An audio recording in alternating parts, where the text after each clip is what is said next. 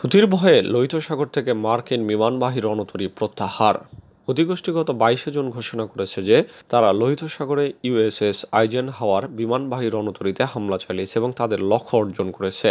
অবশ্য যুক্তরাষ্ট্র বিমানবাহী রণতরীতে আক্রমণ ও ক্ষতিগ্রস্ত হওয়ার কথা অস্বীকার করেছে, কিন্তু একই সাথে বলেছে ইউএসএস আইজেনহাওয়ার লোহিত সাগর থেকে প্রত্যাহার করে দেশে ফিরিয়ে নিয়েছে। এর আগে লোহিত সাগরে মোতায়েন মার্কিন বিমানবাহী রণতরী আইজেনহাওয়ারে ফের ক্ষেপণাস্ত্র হামলা চালানোর দাবি করেছে ইয়েমেনের হুতি বিদ্রোহীরা।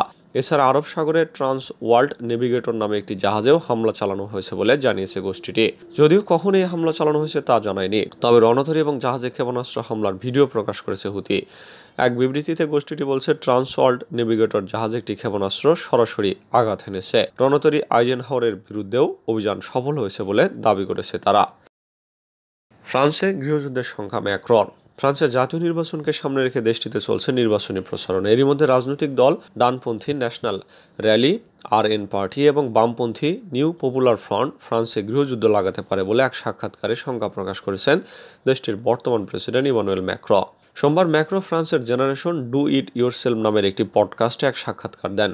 ম্যাক্রোর বরাত দিয়ে রয়টার্স জানায়, আরএন যে নির্বাচনী প্রচারণা চালাচ্ছে তা দেখে বোঝা যায় যারা অপরাধ এবং অভিবাসন মোকাবেলার জন্য বিভাজন নীতির উপর নির্ভর করছে দলটি। তিনি বলেন, তারা জাতি ধর্মের ভিত্তিতে রাষ্ট্রীয় সমস্যা সমাধান করতে চাচ্ছে, এতে করে দেশকে তারা গৃহযুদ্ধের দিকে নিয়ে যাচ্ছে। এই সময় তিনি দেশটির নিউ পপুলার ফ্রন্ট জোটের অংশ রাজনৈতিক দল লা ফ্রান্স ইন সোমাইজের সমালোচনা করে বলেন, এই দলটি কেবল তাদের নিজস্ব সম্প্রদায়ের গোষ্ঠীকে প্রাধান্য দিচ্ছে। এতে করে ফ্রান্সের একটি বড় জনগোষ্ঠীকে আলাদা করে দেখা হচ্ছে।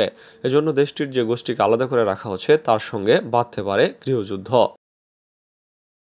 গাজা থেকে নিখোঁজ 21,000 শিশু, কোথায় তারা?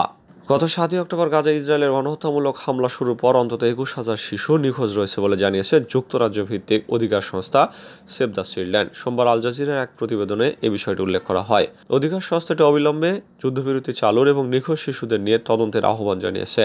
সংস্থাটি জানিয়েছে, গাজা ইসরায়েলের সামরিক অভিযানের জেরে এই 21,000 শিশু হারিয়ে গেছে, উধাও হয়েছে, আটক হয়েছে, ভাঙা পাথরের নিচে চাপা পড়েছে অথবা গণখবরে শায়িত রয়েছে। সেভ দ্য চিলড্রেনের এই দাবি সূত্রে শিশু অধিকার সংস্থা ডিফেন্স ফর চিলড্রেন ইন্টারন্যাশনাল প্যালেস্টাইনের মহাপরিচালক খালেদ কুজমার আল জাজিরাকে জানান, গাজায় শিশুদের বিরুদ্ধে নজিরবিহীন সহিংসতা দেখানো হয়েছে। এটা শিশুদের বিরুদ্ধে যুদ্ধ। গাজায় ইসরায়েলি গণহত্যার সবচেয়ে চরম মূল্য দিতে হয়েছে গাজার শিশুদের।